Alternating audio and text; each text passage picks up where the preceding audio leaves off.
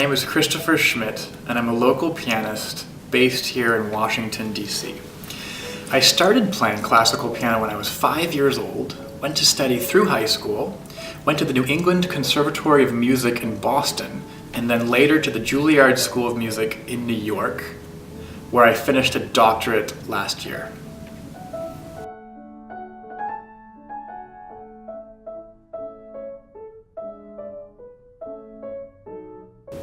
I started playing piano when I was only 5 years old.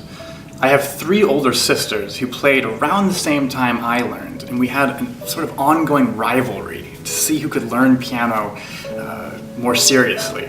And so for me, that first year was pretty intense. I loved it. It was a way for me to be included. It was a way for me to express myself. It was a way for me to understand more about this music I loved. So I grew pretty quickly. When I was 7, I began taking official piano lessons, and from there it only blossomed.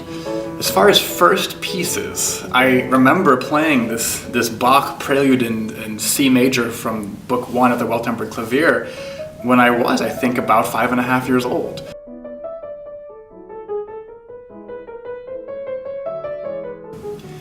I remember as a child falling asleep to my father playing the piano. He loved Beethoven and Mozart and Chopin, but he also loved his own father's compositions for piano. Beautiful little snippets, little works. And so for me, when I fall asleep even now, I sometimes hear them in my head. When I was as young as I can remember, my father would play the piano at night as we were falling asleep. Music runs in my family. So as I mentioned, my father's father composed for piano as an amateur, also played cello quite well. But the real interesting thing is that his father, so my great-grandfather, Carl Schmitt, was a visual artist, supporting his 9 children solely on the income from visual art. He studied in Florence for, I think, about 4 years before coming back to Connecticut to finish. And his wife, my great-grandmother, went to Juilliard for piano before it was even called Juilliard. In 1911, I believe it was called the Institute for Musical Art. And studying with Walter Damrosch, an incredibly renowned pianist.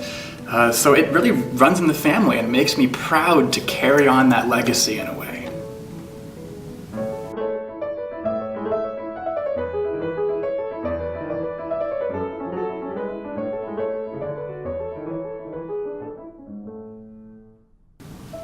For me, it's very difficult to answer the question of my favorite composer. It feels a little like asking a chef what his favorite dish is, or his favorite cuisine even. They're just so different. The styles themselves can't be compared. That being said, I do have some that I really love, and I do go in phases. I feel like every 5 years I change. Right now, I can think that I really love Mozart. There's something so pure, pristine, innocent, elegant. Einstein said of Mozart, he didn't compose his pieces, he discovered them, as if he's uncovering the truth of the universe in a sense. And that's just so thrilling, and yet he makes it sound improvisatory and youthful and almost as if it's being made up, not discovered. So it's an incredible combination of these two things.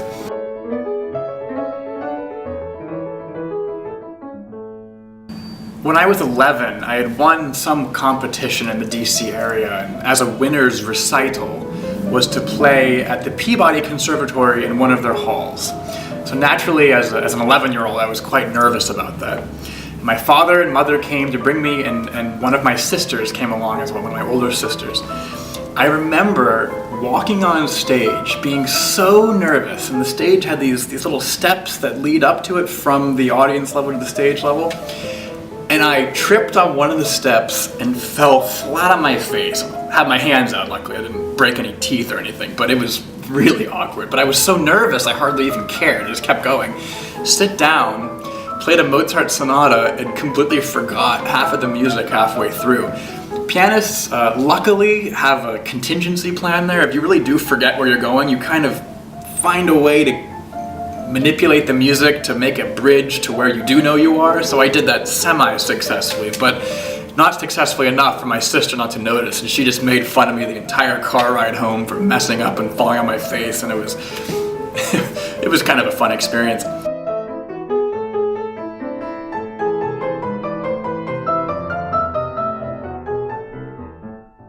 As far as my parents, they certainly insisted that I practice because without that specific discipline, there's no way you're going to be skilled enough to go to conservatory or to be in a professional setting. My parents often said to me when I was a teenager struggling to practice, they would say, "You're going to be really angry at us when you're an adult. You're going to tell us you're so upset with us for not having made you practice." It turns out it's the exact opposite. I see my parents and I somewhat frequently tell them, "Thank you so much for making me practice." That being said, they didn't make me practice too hard. They made it a very organic, they preserved my love of the music. They didn't force it, they just encouraged it gently.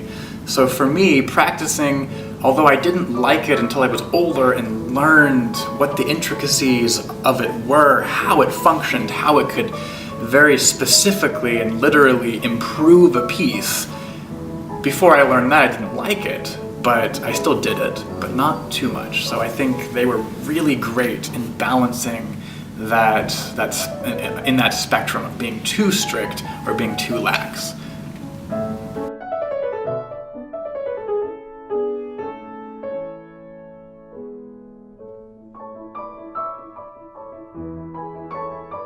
I'm a very new member to the Arts Club of Washington.